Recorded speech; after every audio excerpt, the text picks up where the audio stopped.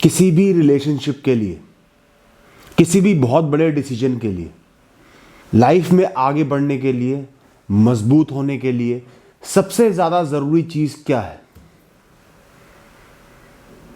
सोचो जरा। Independence. Independence का मतलब ये नहीं होता कि आप सबसे लड़ाई कर रहे हो, किसी की बात नहीं सुन रहे हो, सारे डिसीजन खुद ले रहे हो। इंडिपेंडेंस का मतलब है फाइनेंशियली इंडिपेंडेंट होना। अपना खर्चा आप खुद चला सकते हो, अपना पेट खुद भर सकते हो, आप किसी पे डिपेंडेंट नहीं हो, कोई आपका जीवन बर्बाद करने की क्षमता नहीं रखता।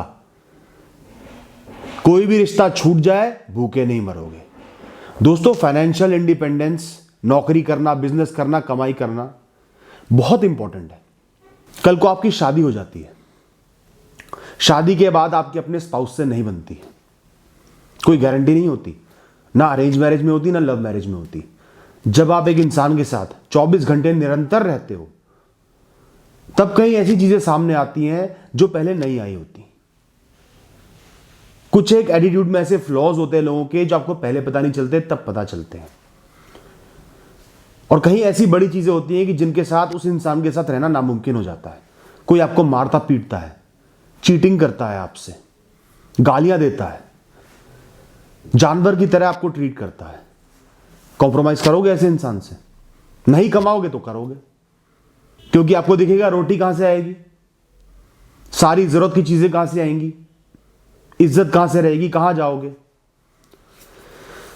ऐसे में अगर आप खुद कमा रहे होगे तो कोई आपसे दुर्व्यवहार नहीं कर पाएगा, करेगा तो अलग हो जाओगे। आपने लव मैरिज करनी है, इंटरकास्ट है, इंटरफेथ है, जो भी है, आपको पता है मां बाप नहीं मानेंगे। अगर आप उन पर डिपेंडेंट हो गए तो बिल्कुल भी नहीं मानेंगे। फिर तो वो ऐसे हथकंडे अपनाएंगे कि आपकी सारी रिसोर्सेज की सप्लाई कट कर देंगे, फोन इस्तेमाल नहीं करने देंगे, पढ़ाई की फीस देना बंद कर देंगे, ऐसी चीजें कर देंगे कि आप मजबूर हो जाओगे उस इंसान को छोड़ने के लिए। मां बाप को भी कन्विंस करना है, समझाना है, तो पहले इंडिपेंडेंट होना बहुत जरूरी है। उनको ये दिख जाएगा कि इंसान कमा रहा है, हम पे डिपेंडेंट नहीं है, हम ज्यादा प्रेशर करेंगे तो ये हो सकता है छोड़ के चले जाए। मैं ये नहीं कह रहा आप उनको डरा रहे हो, लेकिन साइकोलॉजिकली इंसान के दिमाग में ये चीज होनी चाहिए कि ये इंसान मुझ पे डिपेंडेंट नहीं है, तब वो थोड़ा सा दबता है, सुनता है। और अगर उन्होंने एक्सेप्ट ही नहीं किया, आपको निकाल ही दिया, तो कम से कम अकेले रहने की क्षमता तो रखते हो। जब तक शादी हो नहीं जाती, जब तक सारी सेटलमेंट हो नहीं जाती, अपने ऊपर रह सकते हो ना। दूसरी बात, इंटरकास्ट मैरिज करके आप अपने पार्टनर के साथ जाओगे, हो सकता है उसके घर वाले आपको एक्सेप्ट ना करें, दोनों मिलकर अपना एक अलग जहां तो बसा सकते हो ना। और उसके बाद अगर आपकी पार्टनर से भी नहीं बनी, कहीं कोई ऐसी बात हो गई कि आपकी पार्टनर से भी नहीं बन पाई और मां बाप ने भी आपको छोड़ दिया, तो कहां जाओगे?